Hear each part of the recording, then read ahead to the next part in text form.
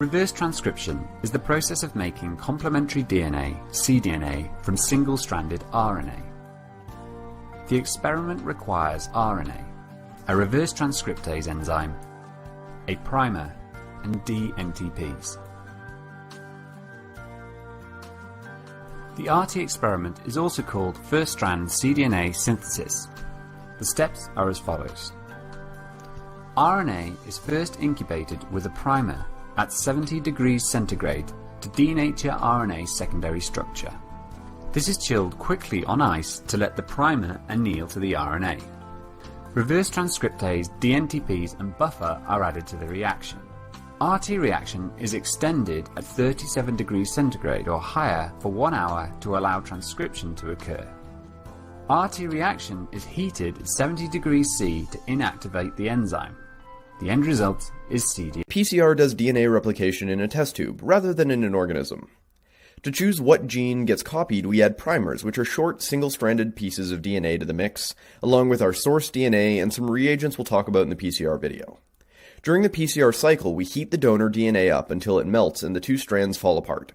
Then we cool it down and the primers stick to specific places we've targeted, and then a DNA copying enzyme in the mixture starts extending the sequence to match the sequence the primer stuck to.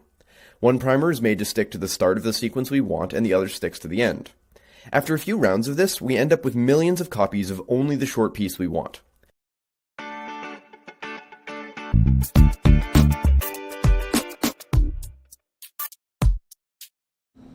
For many years, TaqMan has been the gold standard chemistry for real-time PCR.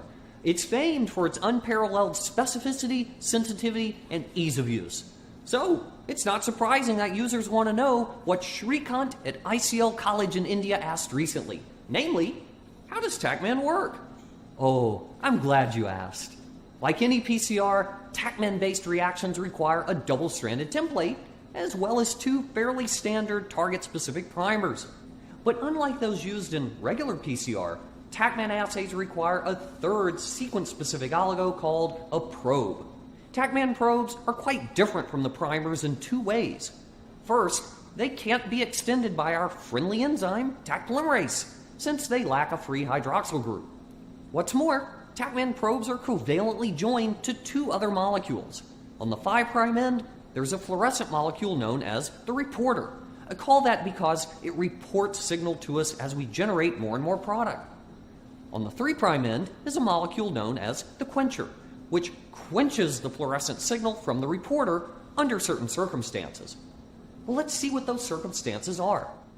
Here, we're looking at an intact probe, with the reporter in green, the quencher in red. Normally, when we zap the probe with light, we expect the reporter to get excited and fluoresce. But because the quencher is in close proximity to the reporter, instead what happens is this. The energy gets transferred from reporter to quencher.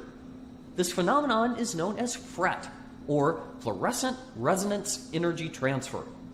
The important thing to note here is that as long as the probe remains intact, there is no permanent increase in fluorescent signal from the reporter. However, if the reporter and quencher are permanently separated during the reaction, and then light strikes that reaction, the reporter does in fact fluoresce, producing signal that the instrument can detect. The basic idea then is that each time we create a new PCR amplicon, we want to permanently split the reporter and quencher. By doing so, fluorescence will always increase proportionally with product, allowing us to effectively monitor what's happening in our reactions throughout the run. Well, here it is in action. We begin our reactions by denaturing our template at a high temperature. As we lower the temperature, our probe and primers bind. Taq now comes in, finds the primers, and begins the extension phase of PCR by creating new complementary strands of DNA. But wait a second, there's a probe sitting in the way. It's a showdown in the making. What will the polymerase do? Stop in its tracks? Turn back in fear? Nay, friends, not Taq polymerase. You see, our enzyme has what's referred to as exonuclease activity, meaning it pretty much eats DNA for lunch. So when Taq reaches the probe, it simply chews it to bits on its way to creating new amplicon. As a result, the reporter and quencher are physically separated, creating a permanent increase in fluorescence that, not coincidentally, perfectly accords with our doubling of product. And of course, our real-time instrument can monitor and record this increase in fluorescence after each cycle, generating an amplification plot that's more than a little useful for interpreting our data. Do you have a real-time PCR question? Just ask TACMan. Ask us on Twitter using the hashtag AskTACMan, hit us up on Facebook, or go visit lifetechnologies.com/AskTACMan.